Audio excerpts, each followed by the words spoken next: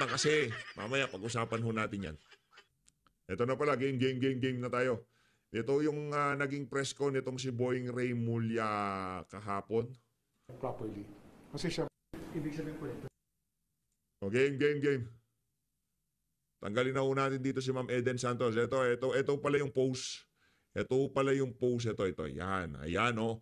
Eden Santos ng Net25 pinapatanggal ng PCO sa Malacanang. Beat. Naku, yari. Oh. Nabibisto yung mga kabalbalan nitong si Claire Castro eh. Kryptonite ho niya yan eh. Pagka nandiyan si Ma'am Eden Santos, nabibisto yung mga kabalbalan nitong si Claire Castro. Kaya galit na galit siya dyan. Oh. Ito na mga kababayan. Kay Boying Ray Mulya na tayo. Sana sa susunod, itong si Boying, huwag siyang masyadong magtunog yung tipong yung pagpapanggap na ginawa niya sa pagiging gitna doon sa issue nitong si dating Pangulong Rodrigo Duterte. Dapat i-apply niya dito sa kaso na to kasi napaghahalata na ho siya. Marami ho tayong nababasang hindi kaaya-ayang comment dito sa mama na to. Game. Ibig sabihin po ito na parang kasama sa investigasyon ng UGC na atong angat sa country. Mapapasama sila. Kasi nga, pinangalanan sila, then we will have to include them as suspects. How soon daw po mag-file ng formal case si Atong at si Gretchen Pareto, given na napangalanan na po sila sa Sooner than later.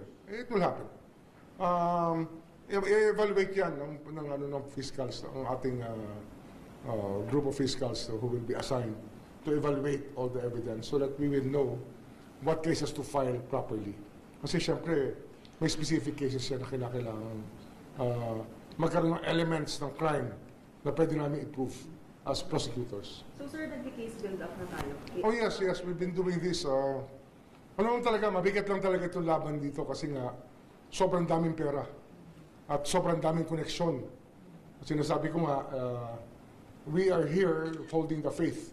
Kasi ang tingin namin talaga rito, isa lang naman nakakampi namin dito, taong bayan. Ang taong bayan ng Republika. Sabi mo kwento mo yan eh. Na gustong magkaroon ng katahimikan tungkol sa kaso ito. Sir, possible na maging state witness? Of course, it's always possible. Yung mga necessary, yung mga ganyang testimony na kailangan, usually yun na dinidischarge as state witnesses. Sir, itong si Gretchen Barreto and Atong, sila rin yung pinangalanan sa inyo. Well, there are stories about that we are validating right now. Meron pa kami mga vina-validate na information. Meron din siya sir pinangalanan daw na allegedly vice mayor? Actually, there are 20 people in the Alpha List. Ang tinatawag na Alpha List, yun yung Alpha Group ng Isabong.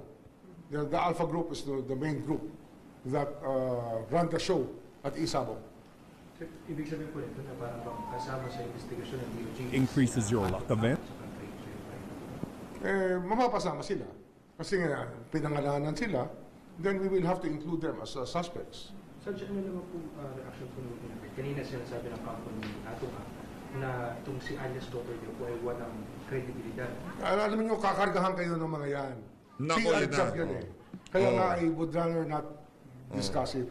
Kasi nga, kakargahan kayo niyan para magkaroon ng slant na story nyo in their favor.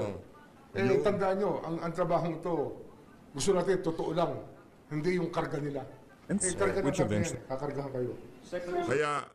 Kaya mayat mayaho ngayon, etong si alias Rene tuloy. Sanay tayo sa alias na yan. Itong si alias Totoy, mayat maya nasa media siya. Dito sa video na to, papanoorin na pakikinggan natin ang interview nitong si alias Totoy dito kay Manong Ted. Oh. Hindi ba? Very soon. Very soon. Sir, may lumutang sa Facebook na nagpakilala ng mga dating security guard ng Manila Arena. Napanood niyo na po ito? Alam ko na yan. Yan yung mga kasama niya suspects. Kasama ni alias Totoy na suspects yan. Who are still under the wing of the principal. Ganun talaga yan. Parang ano yung tawag namin dyan. Sa journalist, tawag din natin dyan. Hito tactics. Diba? Palalabuin mo yung tubig para wala makita. Hito tactics. Galawang hito. Naku, ito talaga. Pagdating sa hito tactics, ang pinakamagaling ho dyan ay ang administrasyon nitong si Bangag. Expert ho yan, administrasyon ni Bangag. Pagdating sa hito tactics, pagka medyo sumasabit na sila, guguluhin na nila usapan. Di ba? Yung tipong kung ano-ano nakakalkalin nila.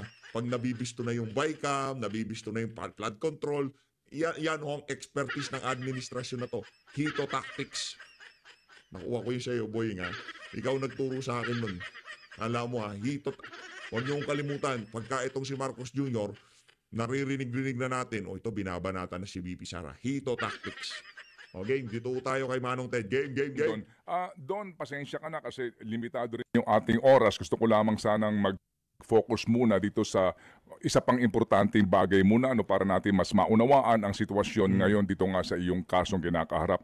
Ito bang affidavit mo tungkol dito sa iyong salaysay sa pagkawala ng mga sabungero ay buo na at naisumite na sa DOJ? Ano ba ang sitwasyon nito?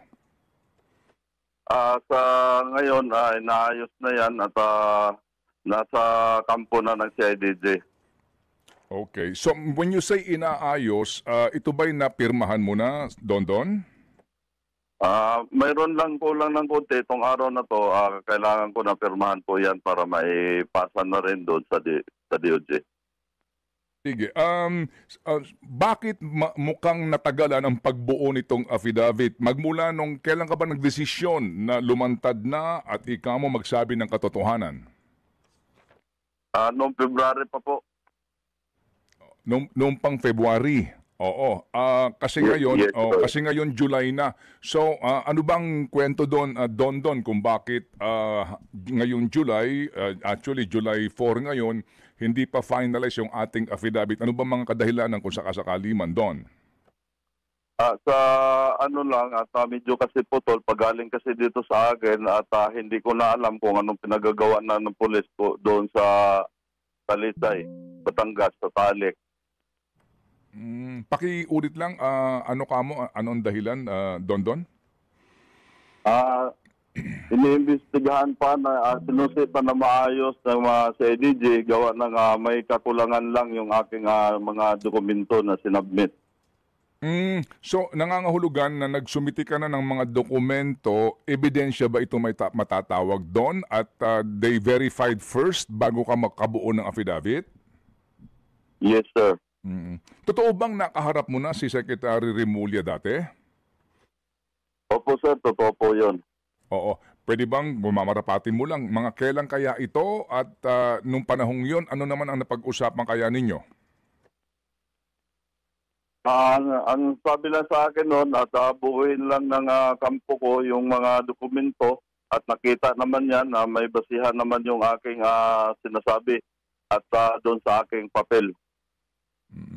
Yung sinasabi mo na mga dokumento at ebidensya, kasama ba dito yung binanggit mo sa panayam din kahapon ni Ma'am Cheryl Cosim na USB? Yes, sir. Kasama po yung USB, yung pagdukot nila kaya John Lasco.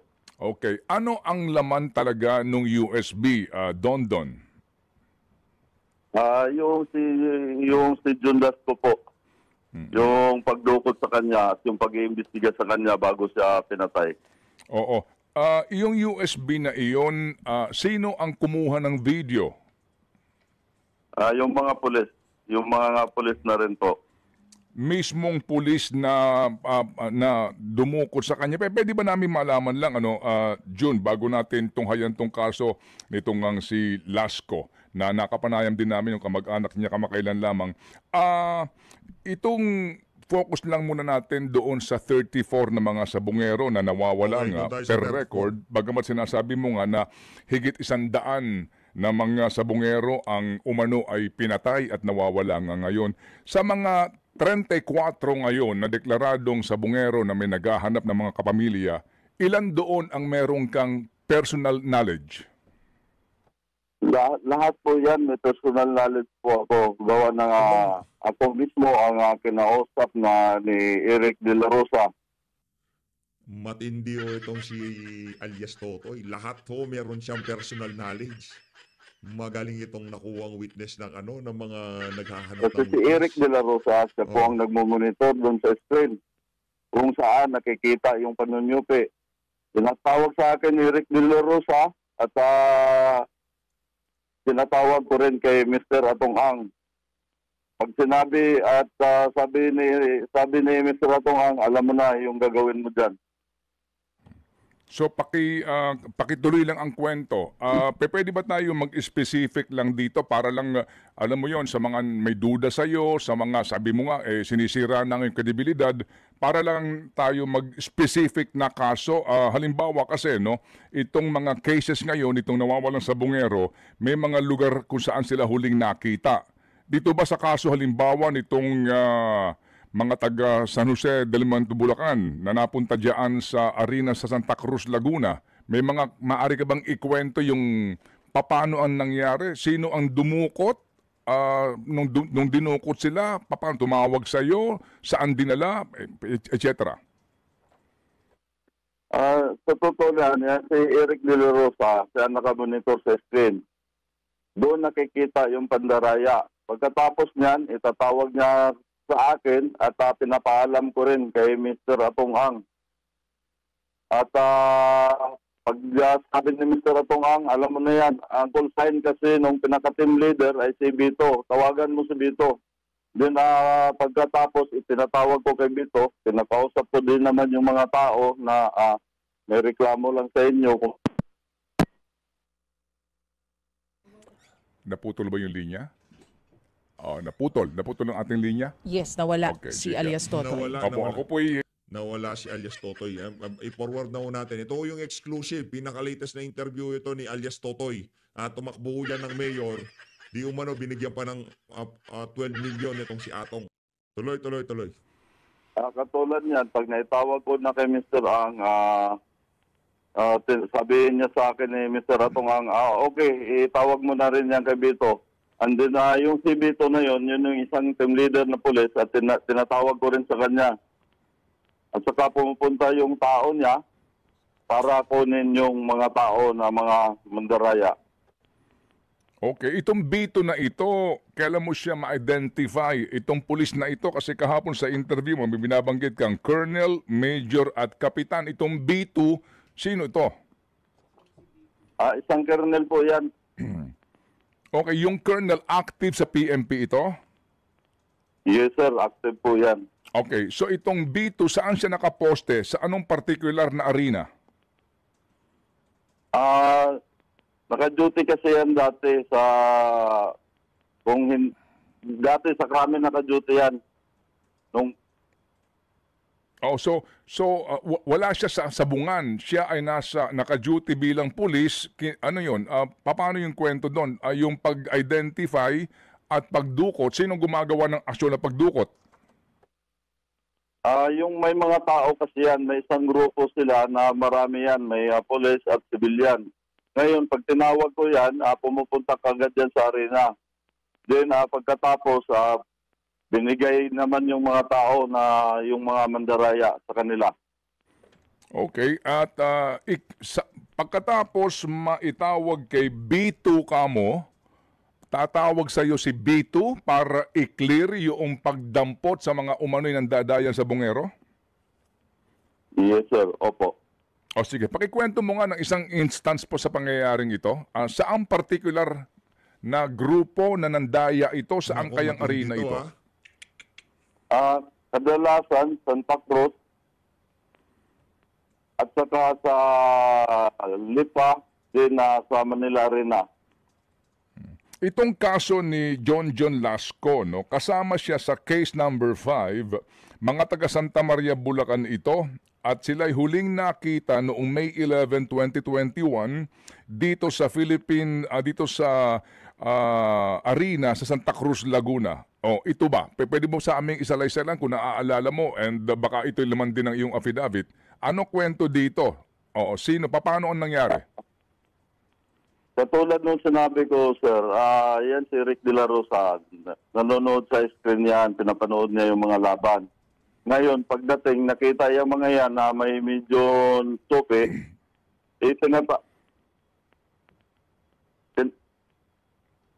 tinatawag kagad nila yan sa akin. Pagkatapos, pinapaalam po kagad yan kay Mr. Atong Ang. So, ganun din ang nangyari. Kinakausap ko sila, nilagay ko sa isang kwarto. Sa mga panahong... Pagkatapos, Go ahead. Pagkatapos nun, sinusundo na sila ng grupo ng mga pulis at sibilyan.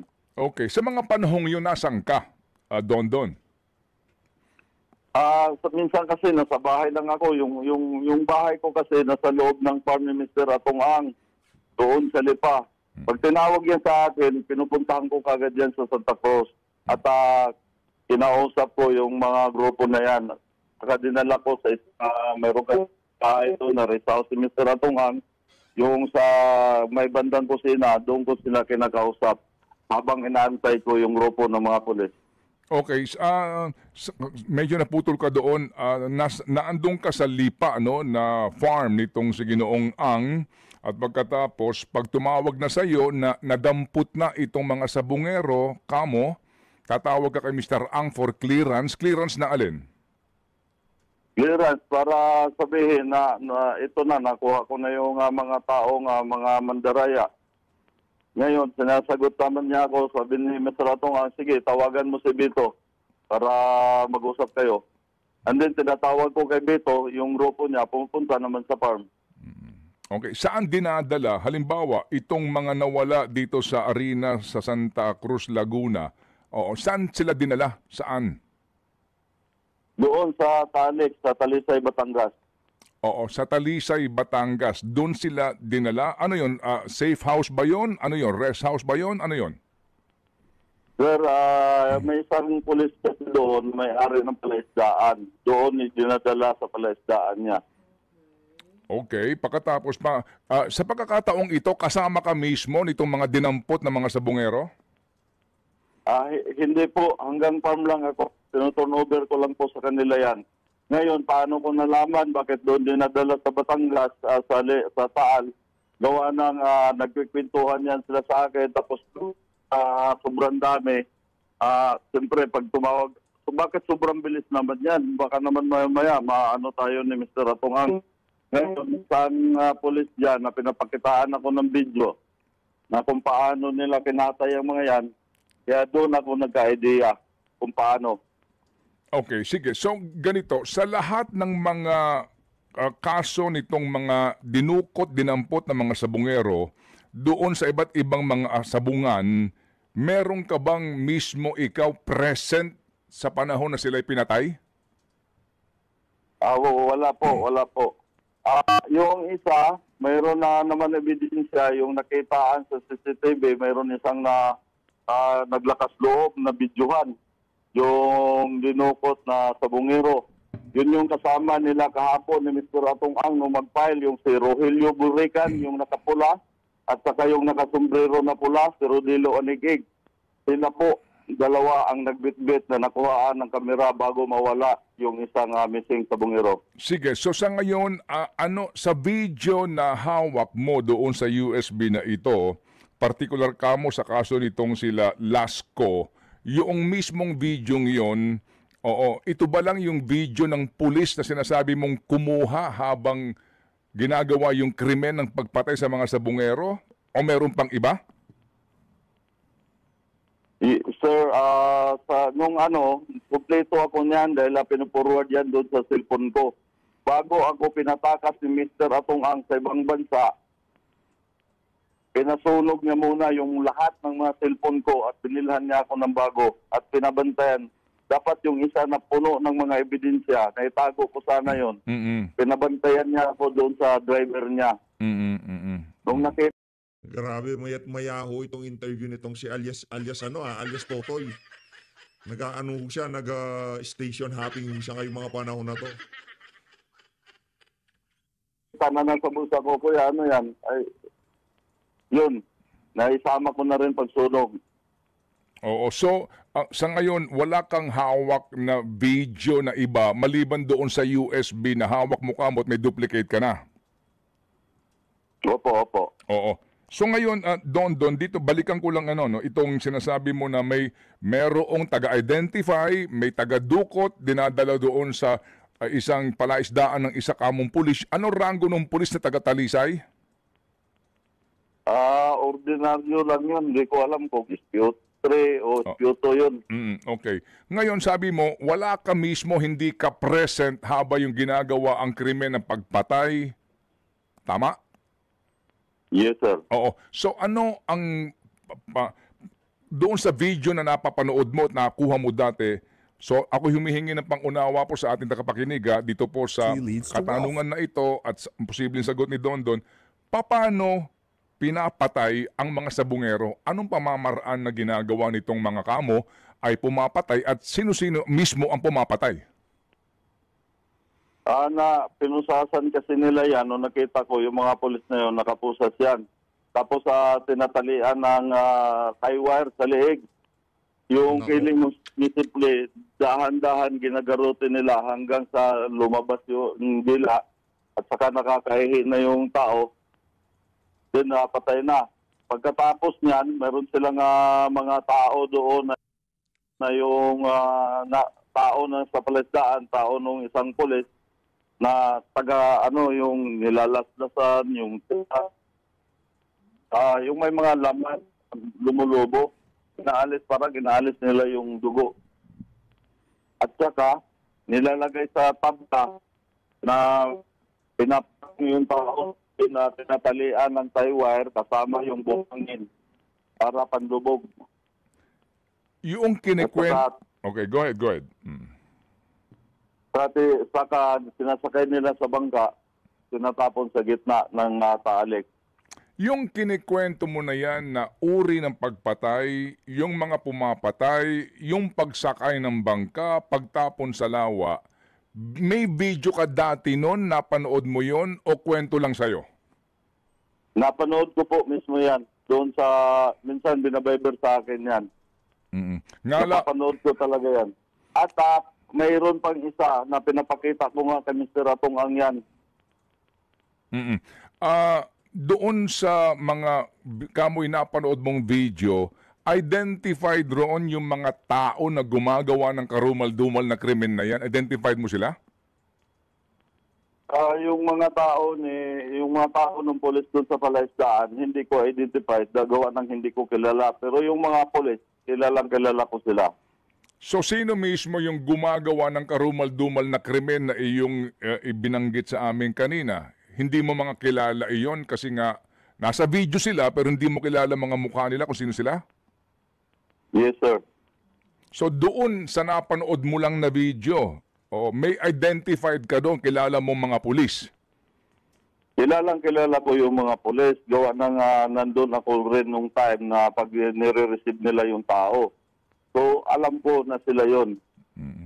So dito sa sinasabi mo na pagtapon sa lawa, bagamat may video ka, hindi mo nasaksihan mismo, personal, yung pagtatapon ng mga bangkay sa lawa. Yes, sir.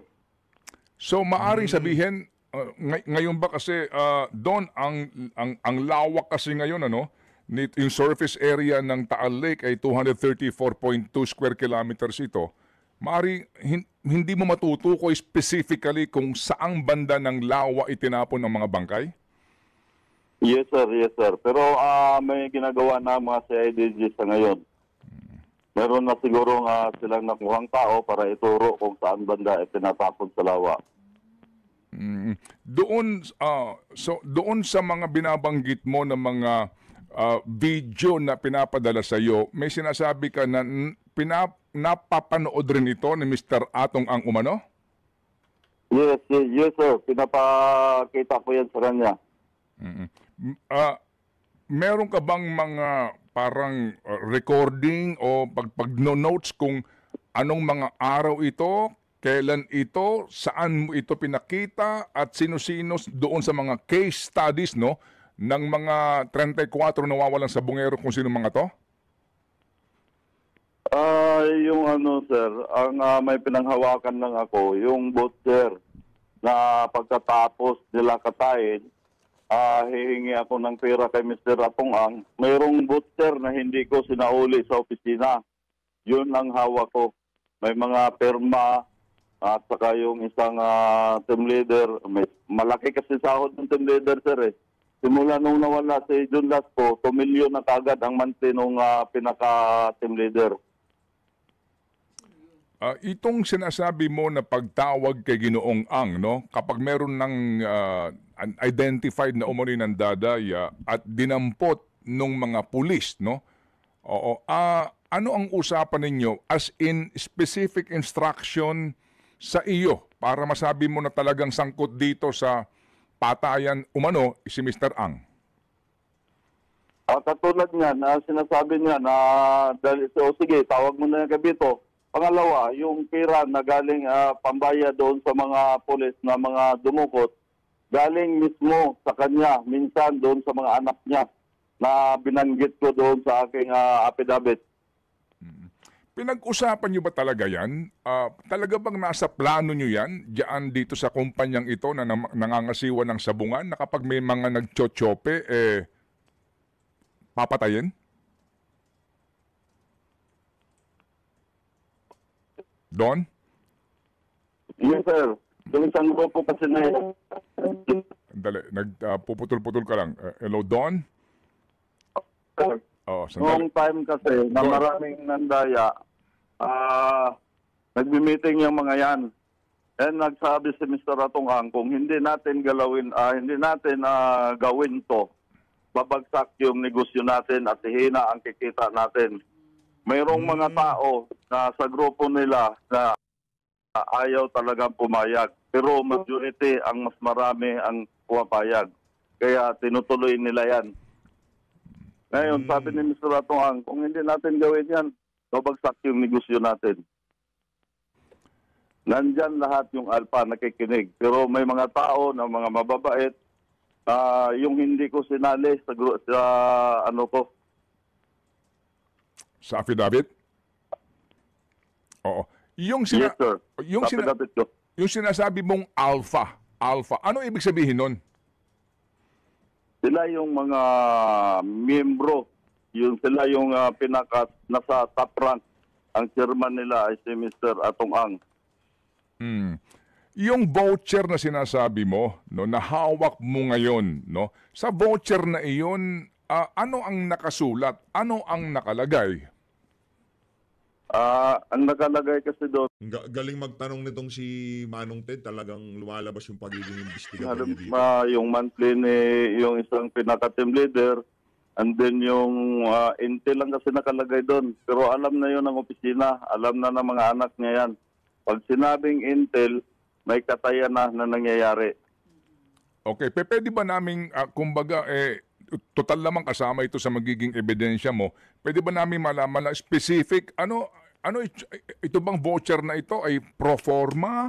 Special bang voucher ito? Ano nakalagay dito? Disbursement sa may pangalan, tapos Yeah. yung amount, meron ba doon description sa job description, kumbaga? Mayroon, sir. Yung sa pag sinabing intel, amount of 100,000, yun na yun. Alam na nila yun na ganun ang nangyayari. Okay, doon sa voucher na ito, sino-sino ang mga nakapirma at pinapipirma? Ako mismo, ang kumukuha kasi doon, ako ang pinapapirma. Ngayon, nadala ko yung voucher na yun dahil hindi ko binabalik. May mga pangalan doon na yung monthly, nakapangalan kung sino-sino. Andun nakalagay. Pangalan noong team leader na tumatrabaho sa go ahead. Yes, sir. Pag sinabing yung pangalan nila doon, nire-receive ko din naman sa opisina yon. Pero mayroong isang nakapangalan talaga doon sa isang tao, mismo ng tao niya, yung driver niya, na kaya ko rin ituro. Sandali lang, medyo naputol ka doon. So sa voucher na ito, sa bawat, kumbaga, ito ba ay regular na voucher tinatanggap? Linggo-linggo ba ito? Buwan-buwan ba ito? O sa bawat trabaho ng pagpatay? Nako. Bawat trabaho ng pagpatay. Halimbawa, sa isang linggo, dalawa, automatic, nandun yun. Pero yung iba kasi na hindi ko na naibalik dahil kinukuha talaga ng opisina yon. Pag lang na may time na hindi ko talaga binabalik para dagdag doon sa mga pinaplano ko noon. So may sa voucher na ito halimbawa sa hawak mong voucher, halimbawa lang ngayon bilang sample kumbaga, Sino nakapirma at magkano ang halaga at anong petsa? May nakalagay mga kado.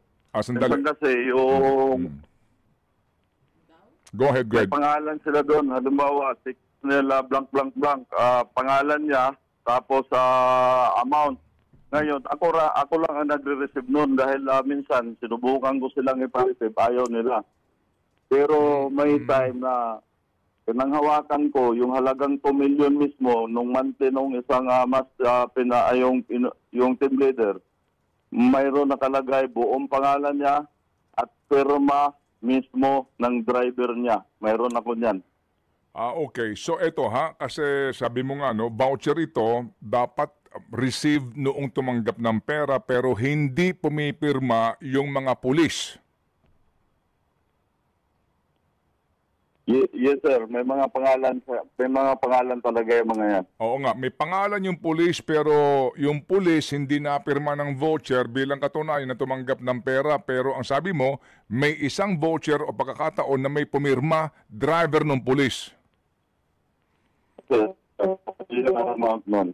Okay. May pumirma, Monthly niya. driver ng pulis yung pumirma. Yes sir, yes. Okay. Sa pagkakataon yun, Pulis din yan. pulis din yung pumirma pero kumbaga driver noong opisyal. Yes sir. Magkano halaga nun, yung voucher na yon? 2 million kasi yun yung monthly niya. Sandali, medyo nagpuputol lang tayo. 2 million daw sinasabi dito ni